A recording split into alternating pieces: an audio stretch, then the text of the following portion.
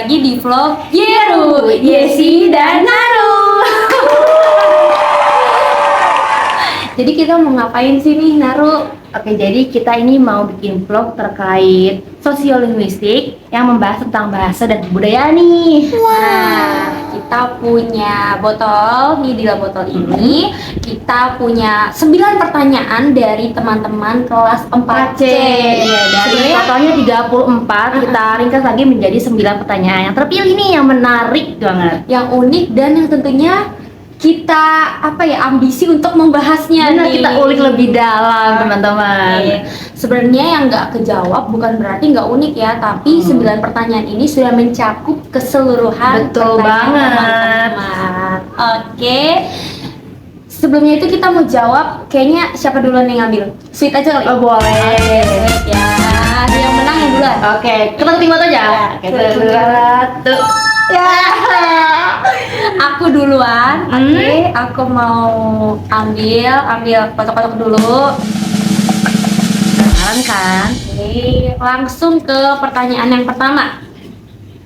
Ini pertanyaan dari Nur Hasanah Mas'ud. Pertanyaannya adalah, bagaimana bahasa dapat memelihara budaya lokal di tengah dominasi budaya global? Baik, menjawab pertanyaan dari Nur Hasanah Mas'ud, jawabannya adalah, jadi bahasa itu memiliki peran kunci dalam memelihara budaya lokal di tengah dominasi budaya global.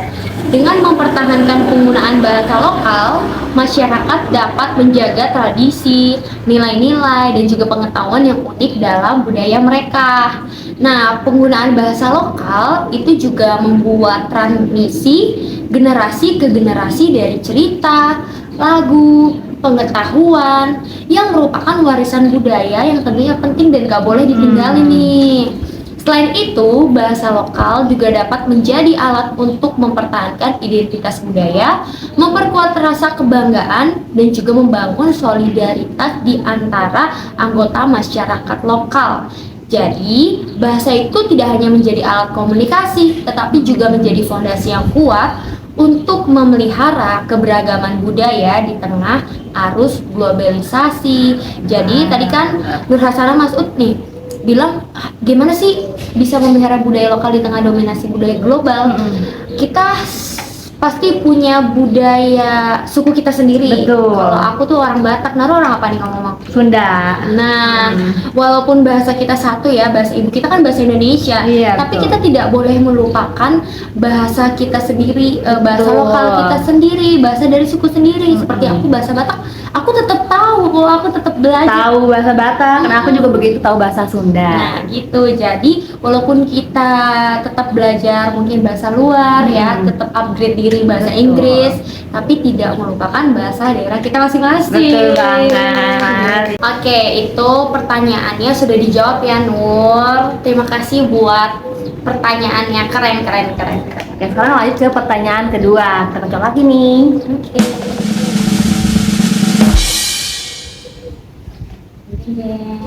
Pertanyaan siapa ya? Oke, ini ada pertanyaan dari Muhammad Zaini Munim.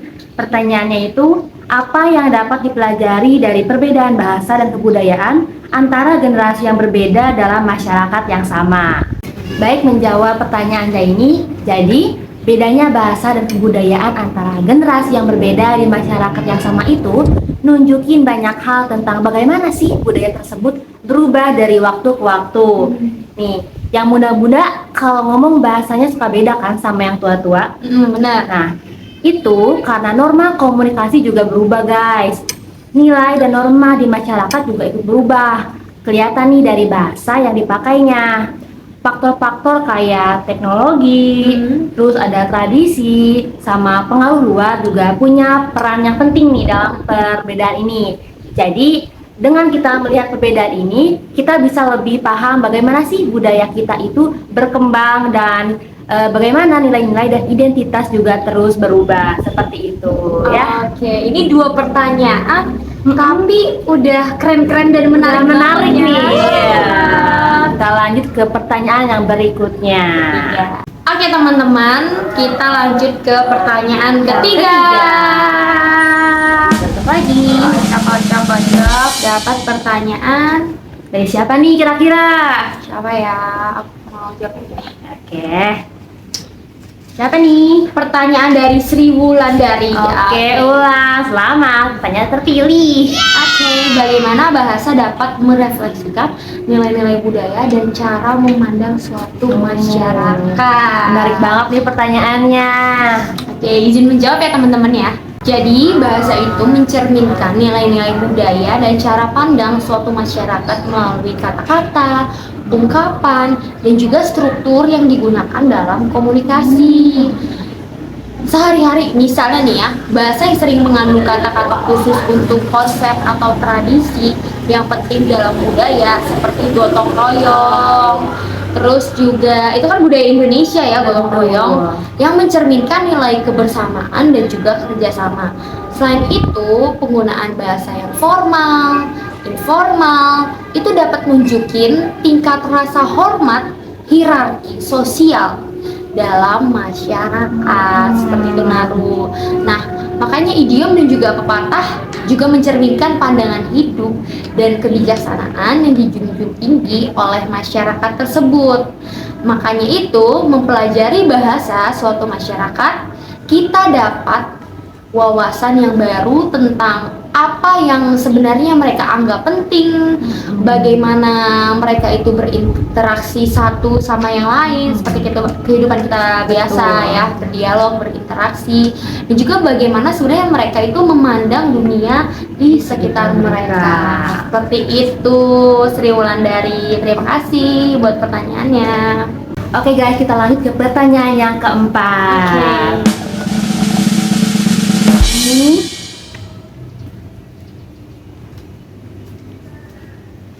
pertanyaan dari Nisrina Tiara Balkis. Jadi pertanyaannya, bagaimana bahasa dapat membantu melestarikan dan meneruskan nilai-nilai budaya dari satu generasi ke generasi berikutnya? Nah, jadi bahasa itu penting banget guys buat jaga dan terusin nilai-nilai budaya kita dari generasi satu ke generasi berikutnya. Nah, kayak gimana sih caranya? Kita bisa terusin lewat cerita-cerita kayak gini, ngobrolin mitos, tradisi, sejarah, dan kepercayaan kita lewat bahasa. Melalui penggunaan bahasa dalam konteks sehari-hari dan nilai budaya, nilai-nilai itu bisa tetap dipertahankan nih dan diteruskan ke generasi berikutnya. Jadi makin kuat deh identitas budaya kita. Nah, selain itu, bahasa juga bikin kita merasa terhubung gitu loh secara emosional dengan sesama. Jadi kita jadi lebih semangat buat jaga dan pelihara tradisi dan bahasa kita biar tetap hidup dan relevan buat generasi yang akan mendatang. Jadi gimana nih guys, penting banget kan buat terusin nilai-nilai budaya kita. Oke, jadi intinya dengan adanya bahasa, budaya kita itu nggak boleh hilang. Betul banget, harus kita manfaatkan dengan sebaik mungkin bahasa kita ini gitu lah. Justru dengan bahasa tentunya kita harus mempererat jalinan hubungan kita. Betul banget ya. Tadi dibilang bahwa secara emosional. Iya, secara emosional kita terhubung secara emosional gitu. Oke, pertanyaannya keren-keren. Iya nih, keren banget. Kita langsung lanjut ke pertanyaan berikutnya. Oke, aku ambil ya. Ini pertanyaan kelima berarti masih banyak nih. Pertanyaan dari Nida Amalia. Bagaimana bahasa dapat digunakan sebagai alat untuk mempromosikan atau melawan stereotip dan prasangka budaya dalam masyarakat? Pertanyaannya bagus banget nih, Nida. Jadi sebelum aku jawab, aku mau ngasih tahu stereotip itu adalah pandangan tentang individu ataupun kelompok secara negatif seperti itu. Oke, aku izin menjawab pertanyaan dari Nida Amalia. Jadi bahasa itu mempunyai peran yang besar loh dalam membentuk pandangan kita terhadap kelompok atau orang lain. Jadi dengan menggunakan kata-kata yang inklusif dan tidak diskriminatif, kita bisa loh mengurangi stereotip dan juga prasangka. Sebaliknya, kalau kita menggunakan kata-kata negatif atau membuat generalisasi, itu bisa memperkuat stereotip. Nah, media itu penting juga loh. Jika misalnya media menampilkan representasi yang adil, beragam, hal itu bisa melawan stereotip. edukasi, pengetahuan, dialog terbuka dengan bahasa yang menghargai perbedaan juga membantu meningkatkan pemahaman dan juga toleransi. Jadi bahasa itu bukan cuma alat komunikasi Komunikasi, ya. sehari-hari, tapi juga bisa membentuk sikap dan juga pandangan kita terhadap orang lain. Oke, Jadi menarik. menurutku pandangan terhadap orang lain itu dengan mengubah bahasa kita. Kalau bahasa kita diperbaharui menjadi perkataan yang positif, itu mengubah paradigma kita stereotip itu menjadi positif. Oke. A few moments later. Baik, kita lanjut ke pertanyaan berikutnya. Ini ada pertanyaan dari Nabila Amalia Arianto. Pertanyaannya, bagaimana perbedaan bahasa dan dialek memperkuat atau meruntuhkan identitas kebudayaan suatu wilayah atau kelompok? Oke, jadi bedanya bahasa sama dialek itu bisa berpengaruh banget nih sama identitas budaya suatu wilayah atau kelompok. Nah, bahasa itu biasanya dianggap sebagai tanda kebanggaan dan identitas suatu nasional atau etnis nih. Jadi, kalau dialek itu variasi lokal dari bahasa yang digunakan di suatu wilayah atau kelompok tertentu. Nah, jadi kadang-kadang perbedaan bahasa dan dialek ini bisa bikin identitas budaya kita makin kuat dengan nunjukin keterikatan sama kelompok yang lain atau dari kelompok tertentu. Nah, jadi makin bangga deh sama budaya kita sendiri. Tapi kadang juga bisa bikin masalah nih, terutama kalau ada stigma negatif ya terkait dialek atau kalau ada perbedaan bahasa yang dipakai untuk membeda-bedakan. Kan kalau membeda-bedakan itu biasanya bikin konflik ya. Kita tidak boleh membeda-bedakan, guys. Nah, jadi pengaruh bedanya bahasa dan dialek ini bisa rumit banget, tergantung dari konteks budaya, sejarah, dan bagaimana hubungan sosialnya begitu. Ya, seperti itu. betul. Oke, kita Lanjut ke pertanyaan berikutnya. Pertanyaannya teman-teman bisa lihat ya. Sedikit lagi, guys. Oke, 3 pertanyaan lagi. Aku mau ambil ini. Oke. Pertanyaan dari Nuril Lestari. Oke. Seberapa fleksibelkah dan adaptif bahasa dalam merespon perubahan kebudayaan yang terjadi dalam suatu masyarakat? Aku izin menjawab pertanyaan dari Nuril Lestari terkait fleksibel dan adaptif. Jadi bahasa itu sangat fleksibel dan juga adaptif dalam menanggapi perubahan budaya di masyarakat kita nih Naru. Saat teknologi, mode dan juga tren baru muncul, bahasa itu menyesuaikan diri dengan menyerap kata-kata dan juga ungkapan yang baru. Misalnya nih ya, aku ambil contoh dalam kehidupan kita yang sering kita gunakan istilah seperti selfie atau streaming. Itu muncul karena adanya perkembangan teknologi. Selain itu, perubahan sosial seperti meningkatkan kesadaran tentang kesetaraan gender membuat bahasa menjadi lebih inklusif. Dengan munculnya kata-kata netral gender, jadi media sosial juga dapat mempengaruhi bahasa dengan memperkenalkan slang dan juga cara baru dalam berkomunikasi. Jadi bahasa itu akan terus berkembang seiring dengan perubahan yang terjadi di dalam masyarakat. Misalnya kata-kata lain selain dari selfie, menurut kalian apa lagi? Streaming ya tadi. Streaming. Ya, ya. Oke. Kita lanjut ke pertanyaan berikutnya, teman-teman. Nih. Jadi pertanyaannya itu dari Hairani. Bagaimana perbedaan bahasa menciptakan batasan atau jembatan dalam interaksi antar budaya? Oke, teman-teman. Jadi baik lagi nih, kalau bahasa itu penting banget buat bikin batasan atau jalan buat komunikasi antar budaya. Nah, pas orang dari budaya berbeda ngobrol kayak kita nih, misal ya Sunda sama apa tadi? Batak. Nah, bahasa itu bisa jadi rintangan besar yang bikin susah paham ya, dan sering bikin salah paham. Tapi sebaliknya, bahasa juga bisa jadi jembatan buat nyambungin nih budaya-budaya yang berbeda. Nah, dengan pemahaman tentang bahasa dan budaya, kita bisa mengatasi masalah komunikasi ini. Terus menambah pengetahuan kita juga dan membangun hubungan yang lebih baik gitu ya, dan lebih dekat dengan antar budaya. Nah, gimana nih teman-teman? Penting banget kan? Kalau bahasa itu buat bikin kita lebih ngerti satu sama lain, betul. Oke teman-teman, tinggal satu pertanyaan lagi.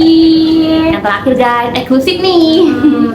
Nih pertanyaan terakhir dari Alivia Utami. Oke. Pertanyaannya, bagaimana sih pengaruh politik, ekonomi, dan sosial memengaruhi interaksi antara bahasa dan kebudayaan dalam masyarakat? Oke, aku mau menjawab pertanyaan terakhir dari Alivia Utami. Pengaruh politik dan juga ekonomi sosial sangat besar dalam membentuk interaksi antara bahasa dan juga kebudayaan dalam masyarakat. Secara politik, kebijakan pemerintah terhadap bahasa resmi atau pendidikan itu dapat mempengaruhi dominasi suatu bahasa dan juga mengurangi penggunaan bahasa daerah. Nah, secara ekonomi, perdagangan global dan juga investasi asing membawa masuk kata-kata baru dan hal itu mempengaruhi cara kita berbicara seperti istilah-istilah bisnis dan juga teknologi. Dan secara sisi sosial ya, perubahan dalam nilai-nilai masyarakat seperti kesetaraan gender dan inklusivitas tercermin dalam bahasa yang kita gunakan dengan munculnya kata-kata baru dan juga perubahan cara berbicara yang menjadi lebih inklusif. Nah, semua hal ini membuktikan, menunjukkan bahwa bahasa itu tidak hanya sekedar alat, tidak hanya sekedar komunikasi, tetapi sebagai cerminan dari dinamika politik, ekonomi, dan juga sosial dalam suatu masyarakat. Oke. Pertanyaan dari Alivia ini adalah sekaligus menjadi pertanyaan penutup di antara vlog kita hari ini. Oke, kita sudah menjawab 9 pertanyaan dari Teman-teman Pak 4C ya. Jadi semoga jawaban kami tersebut bisa menambah pengetahuan dan wawasan teman-teman semuanya ya. Oke, jangan lupa kalau misalnya teman-teman masih bingung nih mau bertanya-tanya terkait sosiolinguistik, Boleh nih DM kita. atau bahkan tulis di kolom komentar. Kita akan bikin part 2. Stay tune di vlog Yesi dan Naru. Bye bye.